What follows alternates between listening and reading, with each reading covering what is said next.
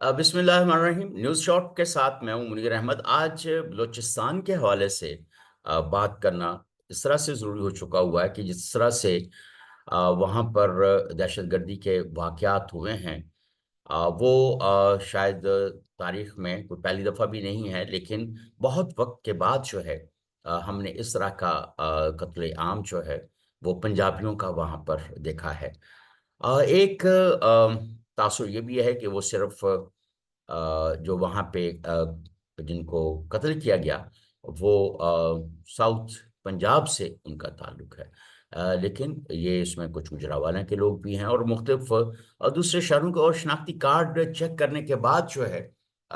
پنجابیوں کا قتل کرنا وہاں پر ایک عجیب و غریب قسم کا پیغام دیتا ہے۔ اور یہ پیغام کافی وقت سے دیا جا رہا ہے، اور اس کی وجوہات پہ کبھی بھی اس طرح سے بات نہیں کی جاتی، حالانکہ سطحی سی باتیں اور جو ایک نیریٹو سا پہلے سے ڈیولپ کیا گیا ہے، لیکن کبھی اس کی جو ڈیپ روٹس ہیں اس کے اوپر بات کرنے کی ہمیشہ سے ضرورت محسوس ہوتی ہے۔ اور وہاں کے اور پورے ملک کے جو دانشور حضرات ہیں اور جو سارے سارے اسٹیک ہولڈرس ہیں، اور ان کو اس کے اوپر بات کرنی چاہیے کہ اب اگر ہم دیکھیں کہ بلوچستان جو ہے آ، جب پاکستان آزاد ہوا، تو اس وقت بلوچستان نے پاکستان کے ساتھ الحاق کیا اور پاکستان کا حصہ وہ بنے، لیکن بہت عجیب سی بات جو دوسری ہے کہ اتنا بڑا علاقہ ہے اور اس کی پاپولیشن بہت کم ہے، ریسورسز بھی بہت زیادہ ہیں، وہاں پہ معدنیات بھی بہت زیادہ ہیں، اور وہاں سے اس کو ان دریافت بھی ہوئی ہیں، اور پورا پاکستان جو ہے اس کے بہت سارے حصے اس کو استعمال بھی کرتے ہیں، لیکن وہ جو وہاں کے ریسورسز ہیں اس کی جو رائلٹی ہے وہ وہاں کے وڈیروں جن کی زمینیں وہ کہتے ہیں ہماری زمینیں، وہ ان سے اپنی رائلٹی بھی لیتے ہیں، اور بہت سارے بلوچستان ڈیولپمنٹ کے لیے پروجیکٹس بھی لانچ کیے گئے، بڑے بڑے پیکیجز دیے گئے، لیکن وہ پیکیجز گئے کدھر؟ کبھی کسی نے اس چیز کو اس طرح سے دیکھنے کی ضرورت محسوس نہیں کی۔ آ، لیکن یہی جو وڈیرے ہیں بلوچستان کے وہ سردار ہیں، وہ اپنے لوگوں کو یہ تاثر دیتے ہیں کہ وفاق پیسہ نہیں دیتا، اور جو بڑے بڑے پیکیجز جاتے ہیں وہ وہاں پر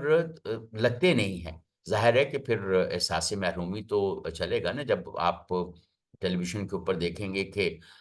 جو دوسرے لوگ ہیں وہ یہاں سے آ کے کام کرتے ہیں اور کما کے لے کے جاتے ہیں، اور وہاں کے اپنے لوگوں کے پاس اتنے ریسورسز یا اتنی صلاحیت کہہ لیں یا سکلز نہیں ہیں کہ وہ وہاں پہ کام کریں، تو وہاں کے لوگوں کی سکلز کو بڑھانا اور ان کی امپلائبلٹی کو بڑھانا تاکہ وہ کام کر سکیں، وہ ظاہر ہے کہ وہاں کے صوبائی حکومت بھی موجود ہے، وہاں پہ وفاقی جو پیکیجز دیے گئے ہیں وہ بھی وہاں پہ موجود رہے ہیں اور اب بھی ہیں، تو وہ پیسہ کہاں جاتا ہے اور کہاں پہ اس انویسٹ ہوتا ہے، تو اس کو دیکھے جانے کی ضرورت ہے۔ تو احساس محرومی کا آپ نے جس طرح سے پروپیگنڈا کیا گیا ہے، شاید وہ اس طرح سے درست نہیں ہے۔ استحصال اگر بلوچ عوام کا ہوا ہے تو ظاہر ہے کہ بلوچ عوام کے اپنے جو سردار ہیں وہ اس کا کئی دفعہ ایسا ہوا کہ لوگوں کے گھروں پہ جب چھاپے مارے گئے تو صندوقوں کے صندوق جو ہیں وہ ڈالرز کے اور سونے کے اور کرنسی کے مختلف طرح کی برآمد ہوئی، اور وہ اربوں روپے اس طرح سے۔ تو یہ ایک عجیب و غریب قسم کی صورتحال ہے کہ جہاں پر کچھ لوگ جو ہیں وہ پیسہ جو ہے وہ خود برد کر لیتے ہیں اور عوام تک نہیں پہنچواتا۔ ایک تو یہ سب سے بڑی احساس محرومی جو ہے اس کی وجہ یہ نظر آتی ہے۔ دوسری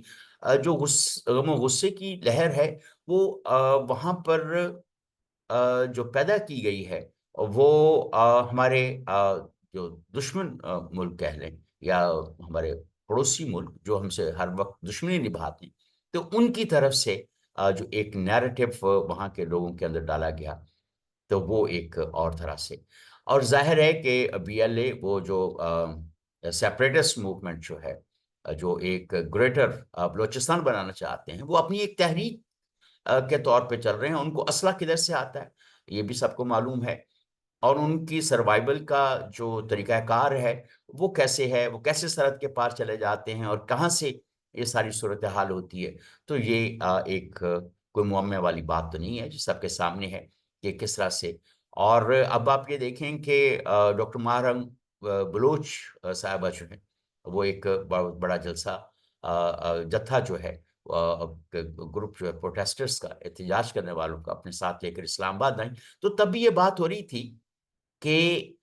یہ دیکھیں مسنگ پرسن سے دیکھیں جو اسٹیٹ کے خلاف اٹھ کر کھڑا ہوگا تو اسٹیٹ ظاہر ہے کہ اس کے ساتھ کوئی جب سیپریٹسٹ موومنٹ کے لوگ ہوں گے یا اس طرح سے جو اسٹیٹ کے نیریٹو کے خلاف یا ایجنڈے کے خلاف یا اسٹیٹ کو ریاست کو توڑنے کی اگر باتیں ہو رہی ہوں گی، تو میرا نہیں خیال کہ ریاست جو ہے ایسے عناصر سے کوئی محبت کا سلوک کرے گی. تو لیکن ایک اور بھی صورتحال، کئی خبریں ایسی ہمارے سامنے آئی ہیں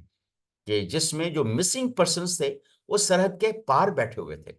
اور سرحد کے پار سے حملوں میں ملوث بھی تھے. ظاہر ہے کہ اگر آپ ریاست کے خلاف کام کریں گے، ریاست آپ کی تلاش میں ہوگی، اور آپ جب سرحد پار کر جائیں گے تو آپ ایک طرح سے اپنے خاندان کے لیے تو مسنگ ہی ہو جائیں گے. تو ایسے بھی بہت سارے واقعات، لیکن اس کے باوجود جو ریاست مخالف عناصر کو ریاستی اداروں نے اٹھایا. تو میں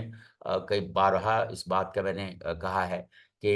جو ریاست مخالف لوگ ہیں ان کو باقاعدہ طریقے کے ساتھ جو اصول و ضوابط ہیں قوانین کے اندر، اس کے مطابق ان کو اٹھایا جانا چاہیے، اور لوگوں کو پتہ ہونا چاہیے کہ کس نے کس کو اٹھایا ہے اور کیوں اٹھایا ہے، اور ان کا ایک اوپن ٹرائل ہونا چاہیے تاکہ ریاستی اداروں کے اوپر انگلیاں نہ اٹھیں. یہ بہت زیادہ ضروری ہے کہ ریاست کے استحکام کے لیے ریاستی اداروں کا مستحکم ہونا اور شفاف ہونا بہت زیادہ ضروری ہے، اور قانون کے اوپر عمل درآمد کرنا بھی بہت زیادہ ضروری ہے. تو اگر یہ دو تین چیزیں ہوں تو شاید جو باقی پاکستانی ہیں اور جو بلوچی ہیں، ان کے اوپر ریاست کا اعتماد جو ہے وہ بحال ہو اور وہ ریاست کے ساتھ کھڑے ہوں. ہم لوگوں کا سب کا ریاست کے ساتھ کھڑے ہونا بڑا ضروری ہے، اور اتنا ہی ضروری ریاست کے لیے ہے کہ وہ عوام کے ساتھ کھڑے ہوں. عوام کے ساتھ کھڑے ہونے کا مطلب یہ ہے کہ جو برا ہے اس کی برائی کو دوسروں کو بتا کے